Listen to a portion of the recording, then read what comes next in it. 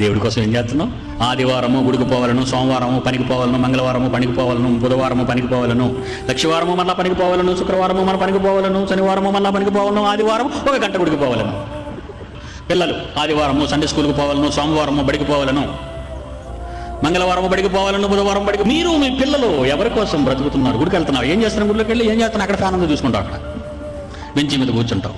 ఏమండి, బెంచి మీద కూర్చుంటావా? బెంచి మీద కూర్చుంటావు. ఏం చేస్తావు? పాస్టర్ వస్తాడు, పులిపిట్ ఎక్కుతాడు, మనం నిలబడి పాట పాడుకుందాం, కూర్చొని ప్రార్థన చేసుకుందాం, మళ్ళీ నిలబడి పాట పాడుకుందాం, మళ్ళీ కూర్చుందాం, నిలబడటం కూర్చోడు, sit stand sit stand sit stand. ఓ ప్రసంగం, దీవెన, డెస్పాస్ కూడా అయిపోయింది, ఇంటికి వెళ్ళిపోండి. అయిపోయిందా? ఏం చేసావు? అక్కడికి వెళ్ళి ఏం పని చేసావమ్మా?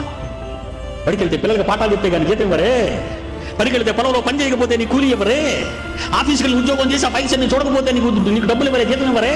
పని చేస్తే నీ డబ్బులను తెలిసిన నీవు దేవుని పని ఏం చేస్తున్నావు చెప్పండి.